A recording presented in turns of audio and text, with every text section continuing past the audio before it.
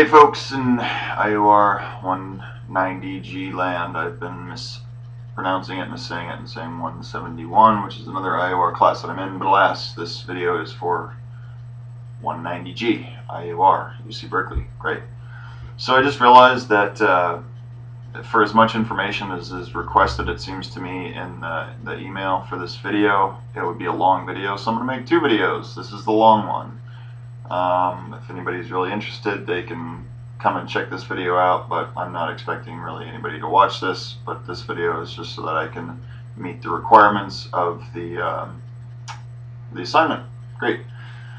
So the patent that I'm looking at is a method and apparatus for communicating summarized data. It's a patent that Motorola and now Google owns, and I'm just going to basically go down the checklist from the email about what should be in the video. So provide an introduction to the patent claims.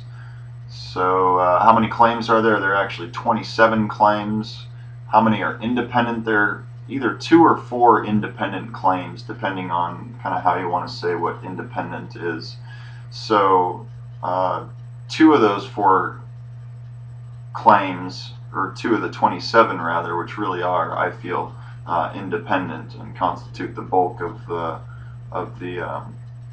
patent. The first, that's the very first claim. Claim number 1 is a system for communicating data, and the other independent claim is actually claim number 12. It's a method for communicating data. And then I mentioned that there are either 2 or 4 independent claims. Because there are these other 2. Claim number 24 is a device that can do this method, and then claim 26 is a device that can control the method. You know, so they're all pretty dependent. But anyway, they're either 2 or 4 independent, depending on how you want to count them up. Interesting. Oh yeah, it's interesting that in the patent, in the picture that was submitted for this patent back in 1995 is when it was issued. Motorola has a picture. It's actually a picture of a computer. Now, as we of course know, smartphones are computers. Computers are smartphones. But originally, back in '95, they were just thinking that this would be a way for computers to wirelessly communicate. Potential products that this patent could read on or cover. In the patent, there are actually 156 subsequent patents that cite this Motorola patent. So I think that gives a pretty good perspective on how broad this could potentially be. So, you know, it could read on to quite a few patents. What is the accused infringing product, and how the claims read on the product? So the lawsuit that's using this patent is Motorola is raising a lawsuit against the iCloud and the iPhone 5 and the way that they communicate, obviously. So, you know, as this patent, I feel like, is pretty broad. You know, it's what is it? A system for communicating data. It's a method of this communication system, and it's the devices that support this. Pretty broad, and I think it's self-evident how, you know, Motorola thinks that it's that the iCloud and the iPhone 5 are infringing on this.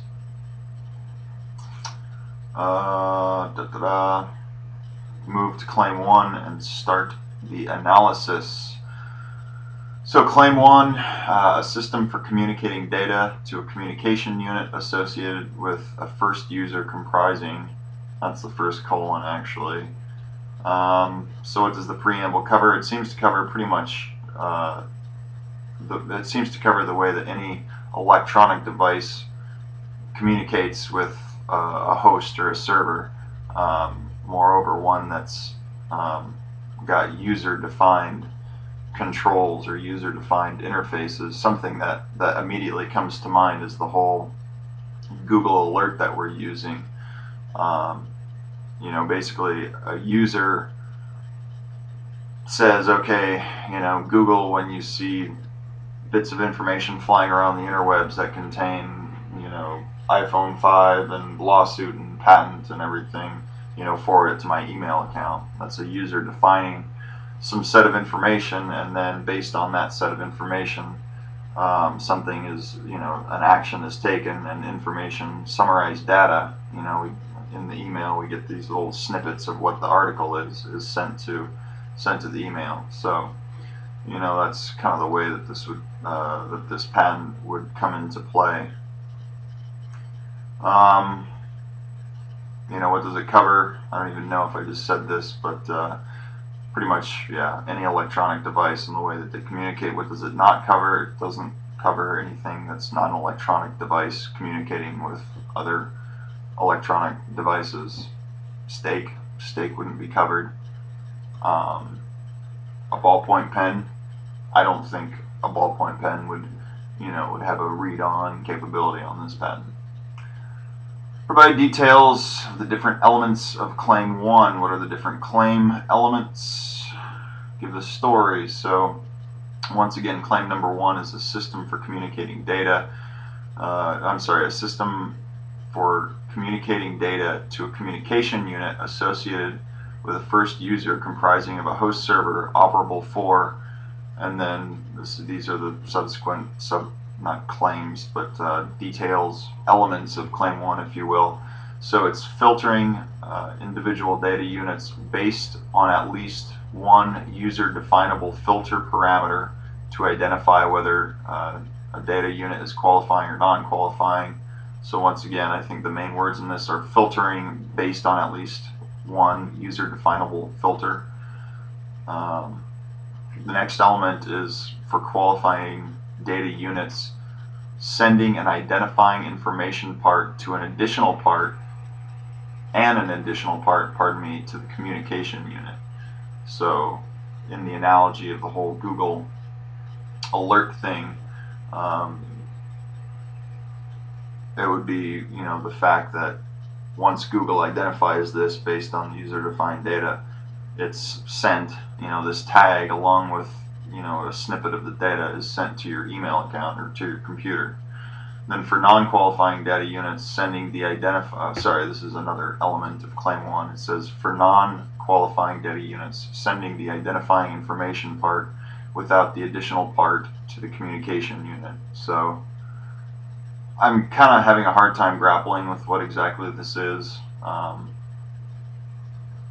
Yeah, it's basically, you know, sending.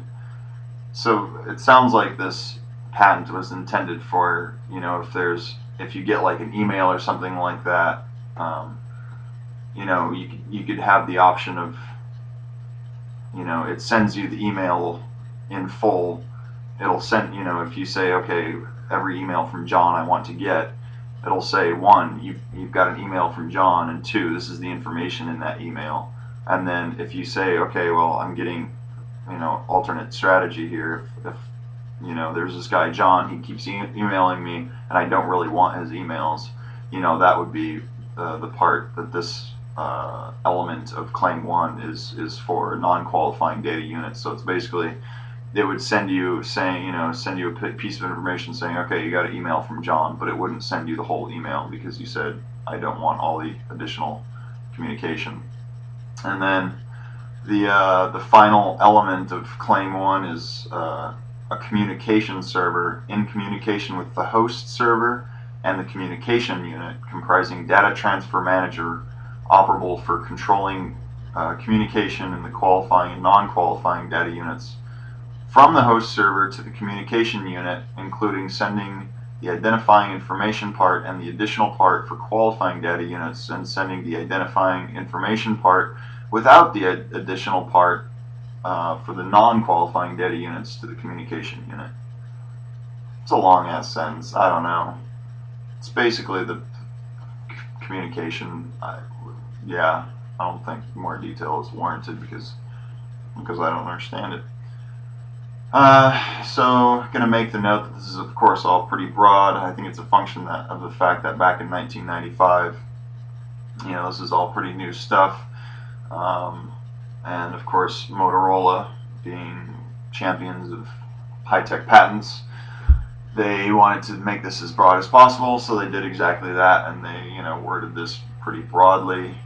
Um, of course, they could not imagine that whole takeoff of smartphones and cloud and this and that and the other thing. But once again, because they were smart about their not read-ons, whatever it is, I can't think of the phrase.